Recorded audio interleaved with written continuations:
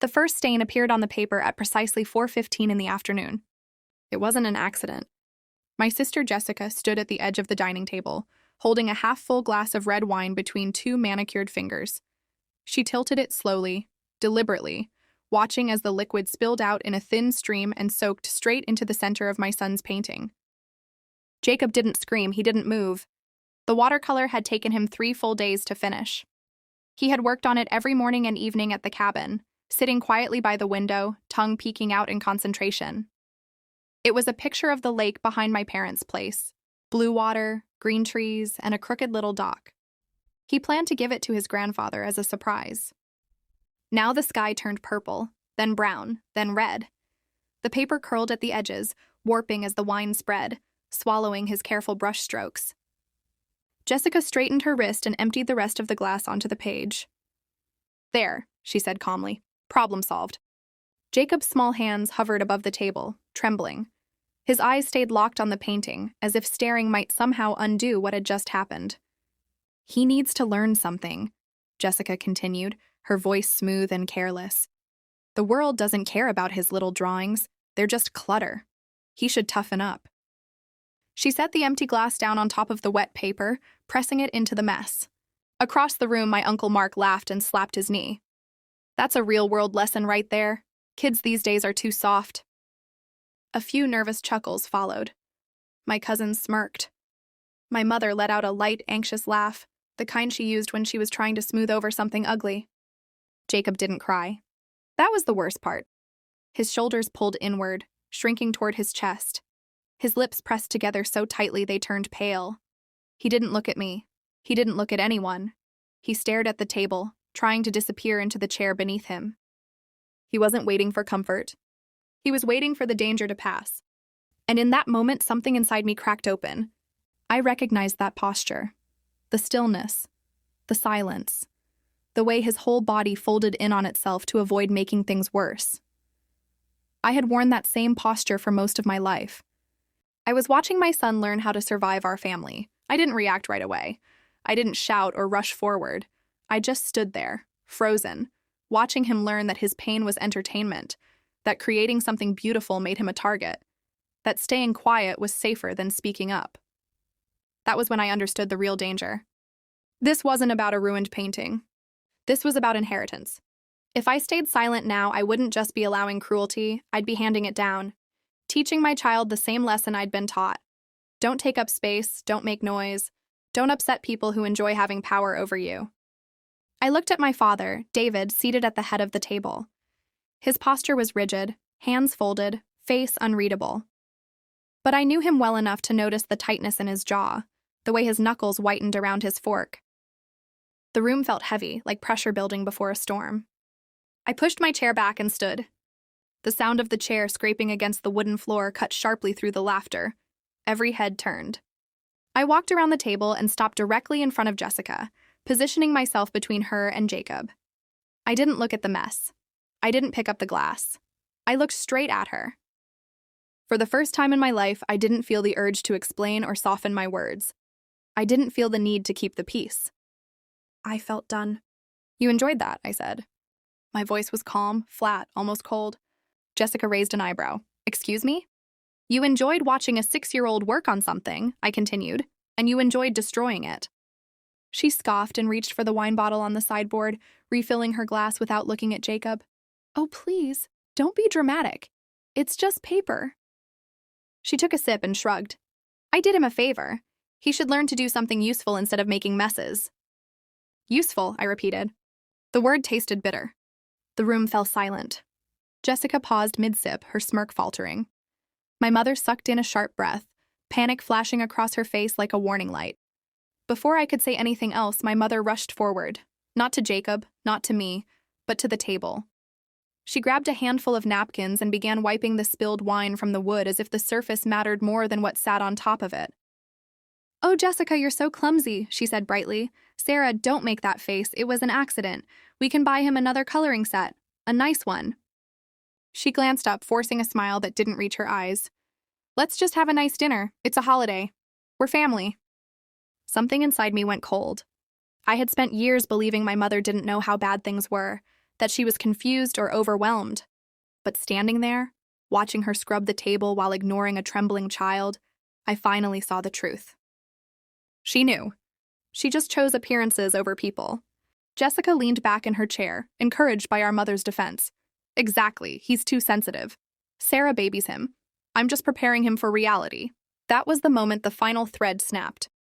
My father stood up. He didn't rush.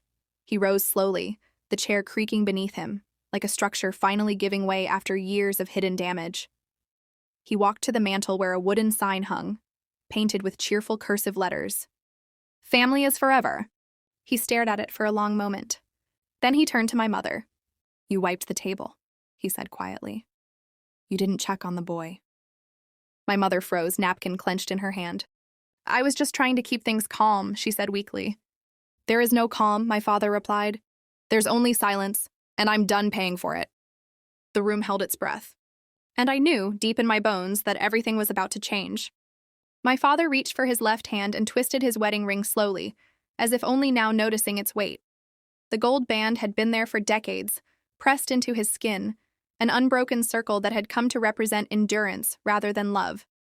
I've worn this for 40 years, he said, more to the room than to anyone in particular, long enough to forget when it started to hurt. My mother shook her head frantically. David, please, not now, not in front of everyone. He didn't answer her. Instead, he walked to the kitchen sink, pumped soap onto his knuckle, and began working the ring free. It was painful to watch. The metal resisted, catching against swollen flesh. His jaw tightened, but he didn't stop. With one final pull, the ring slid off and clinked softly against the counter. He picked it up, returned to the table, and dropped it directly onto my son's ruined painting.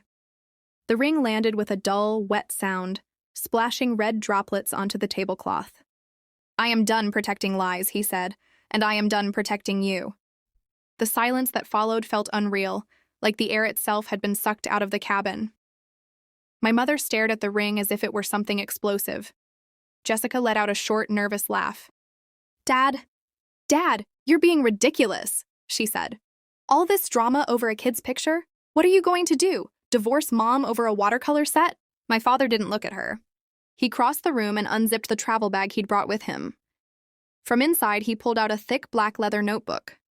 The edges were worn, the spine creased, like it had been opened and closed many times. He set it down on the table with deliberate force. I've been a structural engineer my entire life, he said calmly. I analyze failures. I track stress fractures before buildings collapse. He opened the notebook.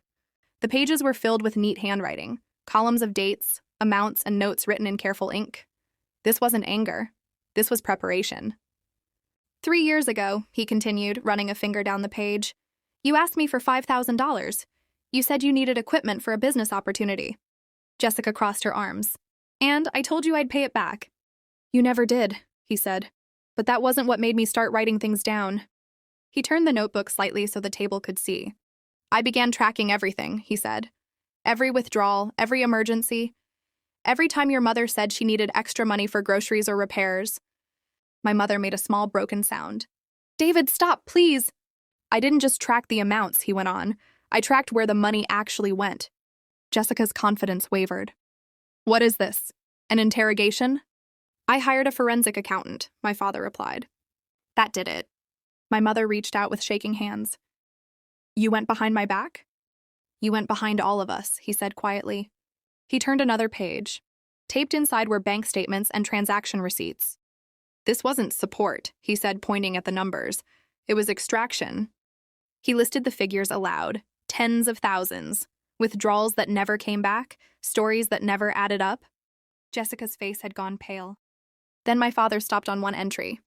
This one, he said, tapping the page, was 3 years ago, on Labor Day. My heart skipped. That was the year Jessica had disappeared for weeks. My mother had said she was traveling, finding herself. My father's voice trembled, not with doubt, but with fury. You told me you were sick. You told me not to ask questions.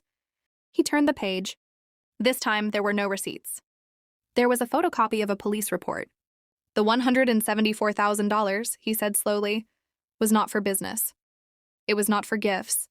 It was hush money. The room spun. Jessica froze completely, her mouth opening but no words coming out. 3 years ago, my father said, addressing the room, Jessica drove home drunk from a party. She hit a parked car, and then she hit a pedestrian. I gasped. She didn't stop, he continued. She fled the scene. My mother collapsed into sobs, covering her face. You took our retirement, my father said to her. You paid lawyers, you paid settlements, you buried evidence. And then you sat at this table and let her mock a child. He slammed the notebook shut. You taught her that destruction has no consequences. Jessica finally found her voice. It was an accident. You ran, he snapped, and she helped you. Jessica stood abruptly, smoothing her dress, trying to reclaim control. So what? Mom protected me, that's what parents do. She glared at him. You're just bitter because she loves me more. My father looked at her, not with anger but with cold clarity. You have confused rescue with love, he said. He reached into the notebook and pulled out a folded document, placing it beside the wedding ring and the ruined painting. This cabin is in my name, he said. You have 1 hour to leave. My mother cried out, You can't do this! I already have, he replied. Jessica grabbed her phone, tapping frantically. Her face collapsed as the screen refreshed. It's declined, she whispered. My father nodded once.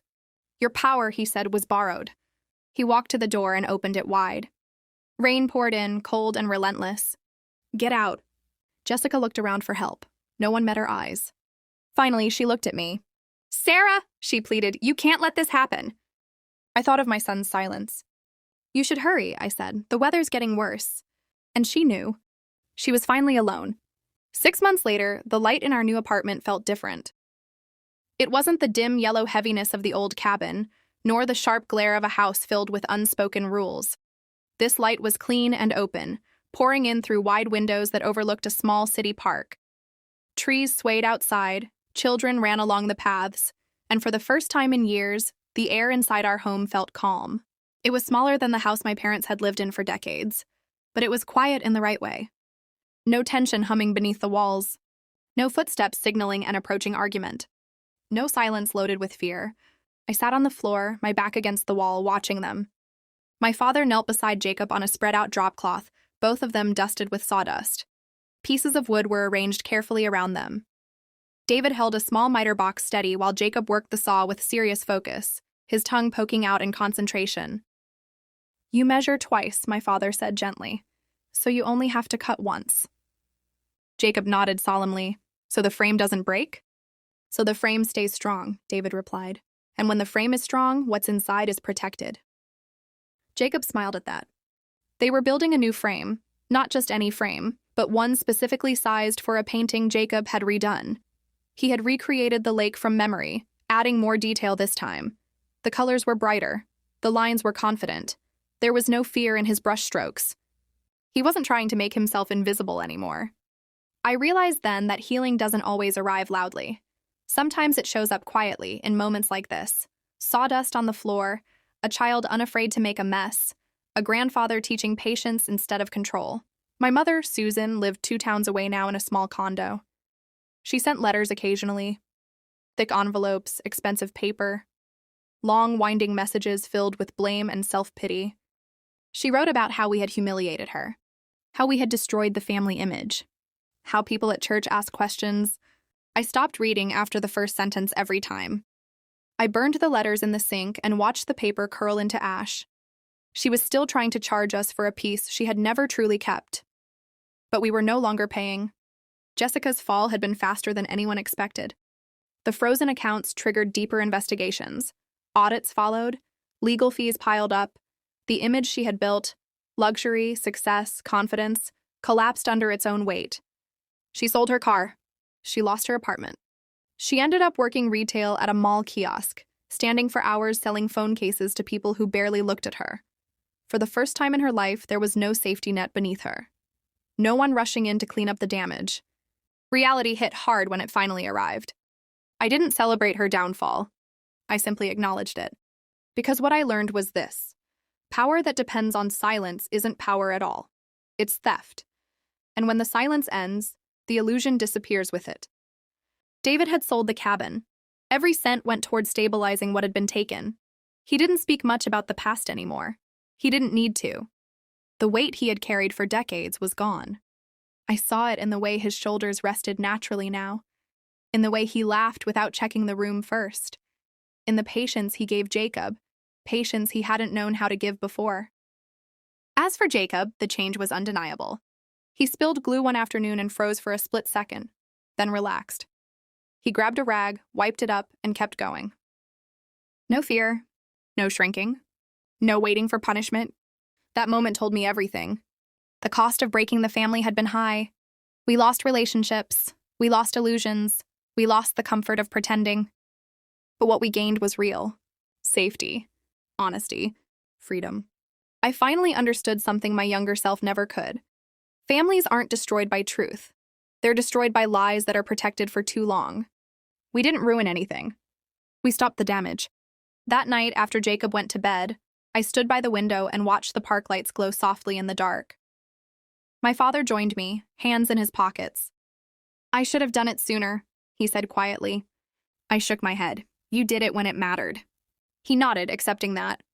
In the other room, Jacob's framed painting leaned against the wall, waiting to be hung. The lake shimmered under a painted sky, undisturbed. Strong frame. Protected art. I smiled. Because some legacies are worth ending, and some are worth starting from scratch. If you've ever had to walk away to save yourself or protect someone you love, remember this. Freedom is expensive, but silence costs more.